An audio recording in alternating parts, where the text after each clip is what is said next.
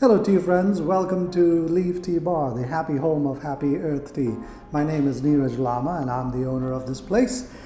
Today, continuing with our iced tea theme, I'm going to teach you how to make a super delicious coconut iced matcha latte. It's very simple to make. There's no need for any hot water or anything. In this case, we have used a sweetened matcha. You can also use unsweetened matcha if you like. You need to be careful with the proportions of the tea. So all you need is some sweetened matcha, coconut milk, some coconut water, and a shaker, and some ice.